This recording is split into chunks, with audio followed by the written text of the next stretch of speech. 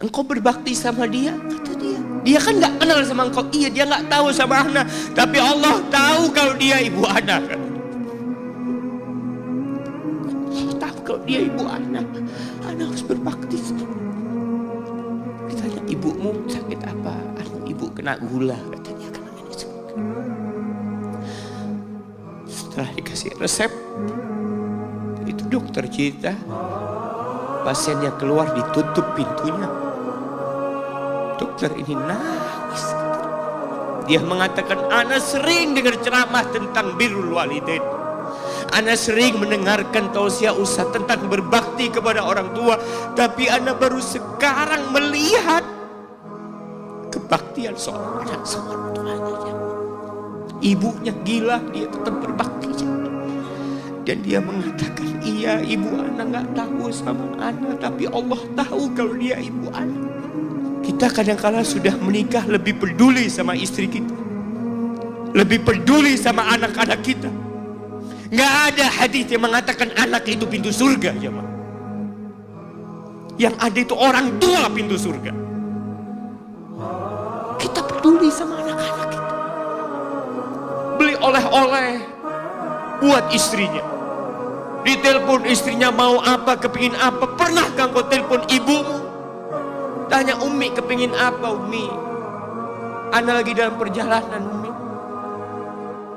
Jamaah, itu anak, Masya Allah, dia berdiri.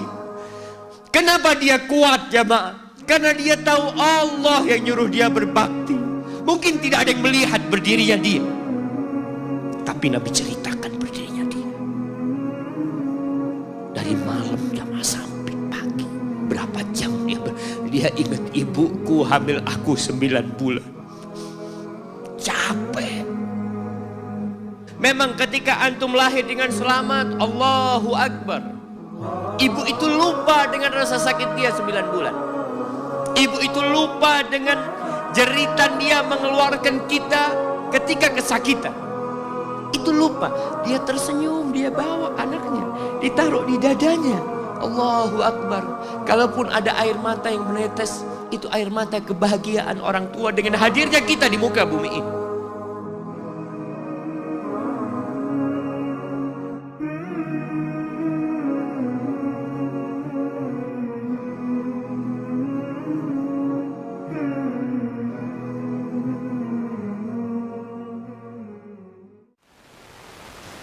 Allah mengatakan, wa wassaynal insana biwalidayhi ihsana. Kata Allah, kami mewasiatkan kepada manusia, memerintahkan kepada manusia agar berbuat baik kepada kedua orang tuanya. Jadi yang nyuruh antum berbuat baik itu bukan paman antum, bukan ustadz, tapi Allah.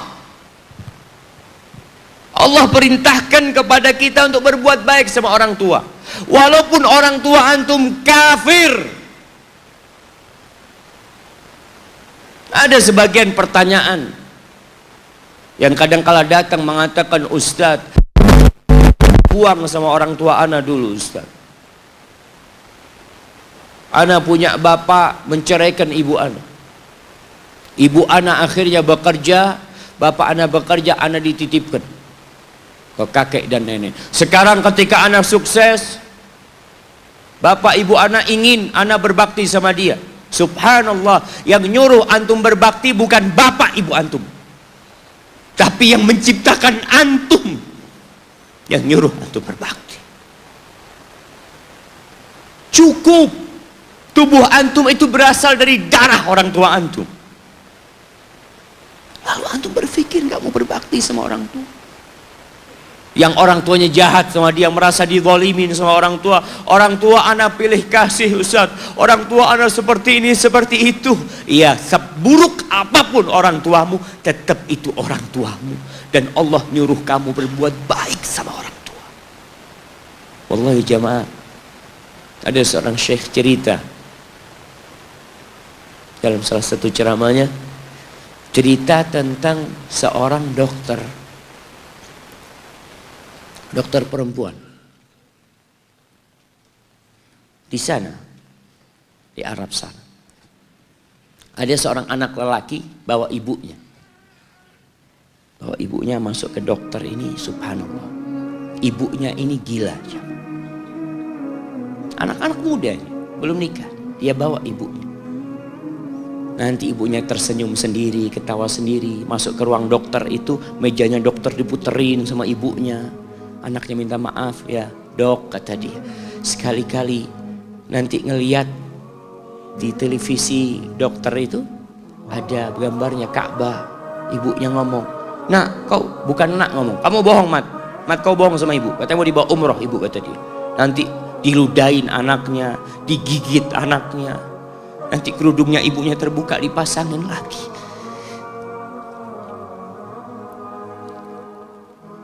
Itu dokter tanya sama anaknya, ini siapa?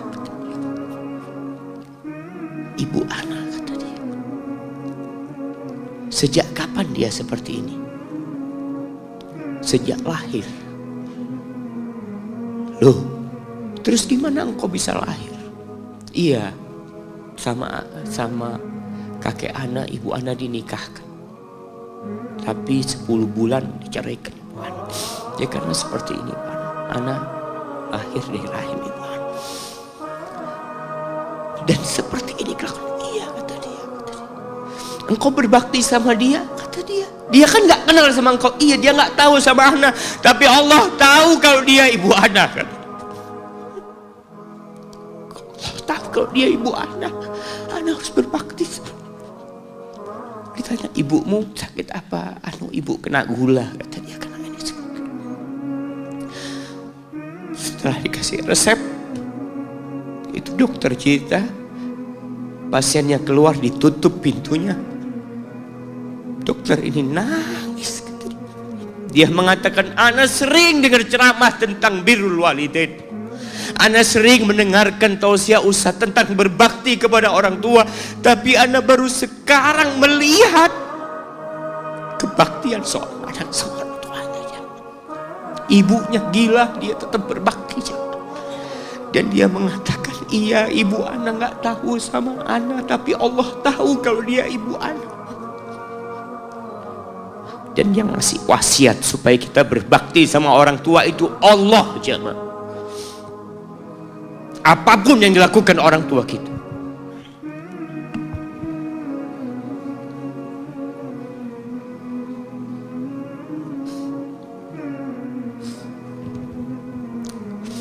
Apalagi ibu. Allah katakan, hamalathu ummuhu kurha wa wada'athu kurha. Ibu kita, hamil kita itu dalam kondisi yang sulit.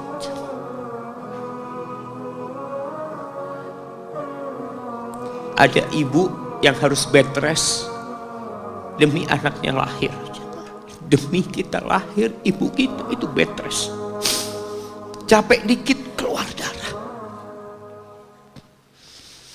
Ada yang harus hamil kita dalam kondisi dia ditinggal sama suaminya. Dia harus cari nafkah sendiri. Ada yang harus muntah-muntah demi kita. Allah. Lalu kita berdiri buat ibu kita, capek. Diceritakan seorang, ya kita semua tahu ceritanya, tentang 3 orang yang masuk ke dalam gua. Kemudian gua itu tertutup dengan batu yang menggelinding. Lalu mereka bertawasul dengan amal soleh mereka. Salah satunya yang mengatakan, ya Rabbi, Allahumma, ya Allah, aku punya 2 orang tua. Aku punya 2 orang tua. Yang aku senantiasa memberikan susu kepada keduanya sebelum keluarga yang lain minum susu. Dia sudah menikah, dia punya istri, punya anak. Pada suatu hari, ya Allah, Aku kejauhan cari rumput, sehingga aku balik dalam kondisi orang tua sudah tidur. Maka aku pereskan susu buat keduanya ya Allah. Allah tahu, tapi dia mau cerita sama Allah. Dia ingin tawasul dengan amal soleh dia. Lalu aku taruh di wadah. Aku datang ke bapak ibuku, mereka tidur. Maka aku berdiri di hadapan kedua. Jamaah, bukankah bisa dia taruh di sebelah meja ibunya susu itu? Dia ambilkan meja, taruh di sana, dia bisa tidur. Dia sudah berbakti sama orang tuanya dengan seperti itu. Tapi anak ini tidak. Aku berdiri, ya Allah, aku gak ingin membangunkan keduanya. Dan aku terus berdiri, aku pegang itu susunya. Sampai mau subuh bangun, aku serahkan kepada kedua. Anak-anaknya nangis minta susu. Kata dia, lah, sampai bapak ibu aku minum. Kalian jangan minum. Kita kadang-kala sudah menikah lebih peduli sama istri kita, lebih peduli sama anak-anak kita. Nggak ada hadis yang mengatakan anak itu pintu surga, jemaah. Yang ada itu orang tua pintu surga. Kita peduli sama anak-anak kita. Beli oleh-oleh buat istrinya. Ditelepon istrinya mau apa, kepingin apa. Pernahkah engkau telepon ibumu? Tanya, Umi kepingin apa Umi? Ana lagi dalam perjalanan Umi. Jamaah, itu anak Masya Allah, dia berdiri. Kenapa dia kuat jamaah? Karena dia tahu Allah yang nyuruh dia berbakti. Mungkin tidak ada yang melihat berdirinya dia, tapi Nabi ceritakan berdirinya dia. Dari malam jamaah sampai pagi, berapa jam dia ingat ibuku hamil aku 9 bulan. Capek. Ana semakin tahu dengan tugas besar seorang ibu dan pengorbanan seorang ibu setelah Ana menikah. Setelah Ana tahu bagaimana istri Ana hamil, ketika dia harus tidur gak enak, makan muntah aja. Ana melihat istri Ana sampai lemes dia muntah. Ana ingat begini ibu Ana hamil Ana. Lalu kita lupa jemaah. Kita sok sukses, mungkin engkau lebih sukses dari orang tua. Tapi kalau nggak ada bapak ibu, engkau nggak akan pernah lahir di muka bumi. Allah ceritakan ibunya hamil dia. Wa wada'athu kurha, dan melahirkannya dalam kondisi sulit. Kadangkala perut ibu kita itu disobek demi kita keluar dari perut ibu kita. Antum meninggalkan luka di ibu, itu dijahit. Kalau antum anak ketiga, Allahu Akbar, berapa kali dibelah perut ibu kita, tubuhnya jadi jelek gara-gara kita. Tapi dia nggak peduli, yang penting antum lahir dengan selamat. Kalau ibu kita dikasih pilihan, ini nggak bisa diselamatkan dua-duanya, salah satunya akan meninggal dunia. Kira-kira apa kata ibu antum?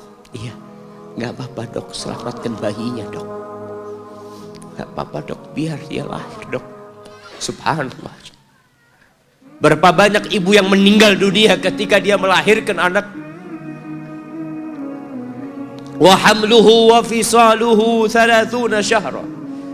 Hamilnya dan menyusuinya itu 30 bulan. Artinya bukan ketika antum lahir selesai lelahnya ibu kita. Memang ketika antum lahir dengan selamat, Allahu Akbar, ibu itu lupa dengan rasa sakit dia 9 bulan. Ibu itu lupa dengan jeritan dia mengeluarkan kita ketika kesakitan. Itu lupa. Dia tersenyum, dia bawa anaknya, ditaruh di dadanya. Allahu Akbar. Kalaupun ada air mata yang menetes, itu air mata kebahagiaan orang tua dengan hadirnya kita di muka bumi ini. Lalu kita bisa berjalan. Kita nggak bisa apa-apa lahirnya. Allah rekam kebaikan ibu kita. Kita disusui sama ibu kita. Berapa bulan? 2 tahun. 24 bulan disusui. Mungkin ada yang kurang, mungkin ada yang lebih. Tapi yang jelas kondisi kita tidak bisa berbuat apa-apa. Kita hanya bisa menangis, jemaah. Antum lapar menangis, buang kotoran menangis. Siapa yang datang membersihkan kotoran antum? Ibu antum. Yang gendong antum siapa? Ibu antum. Dia susui. Subhanallah, sampai anaknya agak besar sedikit, diajari bicara sama ibunya, diajak ngomong sama ibunya, diajarin berdiri sama ibunya, diajarin berjalan sama orang tuanya. Allahu Akbar. Kemudian ketika antum sukses, antum berangkat ke luar negeri, antum berangkat ke luar kota, meninggalkan kedua orang tua antum, boleh, asalkan dengan ridho orang tua antum.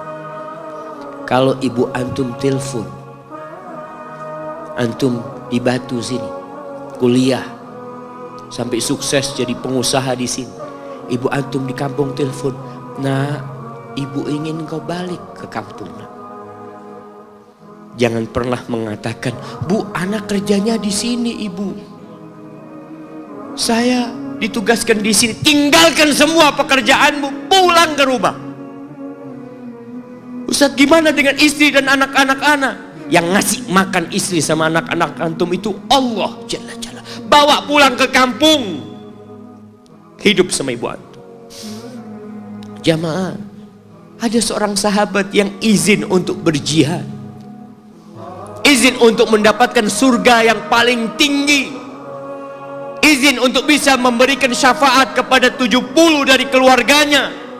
Kalau dia mati syahid, dia datang kepada Nabi SAW, ditanya, bapak ibumu hidup? Iya, kata dia. Pulang engkau ke sana, fathammal jannah, di sana ada surga. Ilzam rijlaiha, engkau tetap di kaki ibu.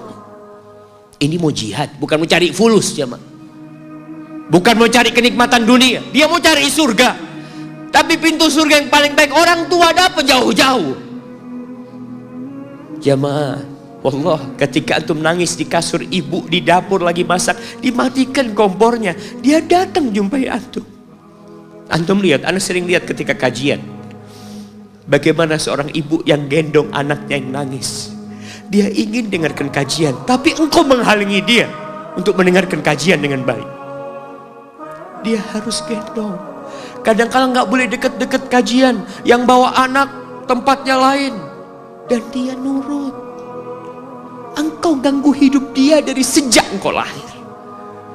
Kemudian setelah engkau dewasa, engkau nggak berbakti sama ibu. Lupa dengan wa hamluhu wa fisaluhu 30 syahr. Di masa Umar bin Khattab, ada seorang yang datang kepada Umar mengatakan, ya Amirul Mukminin,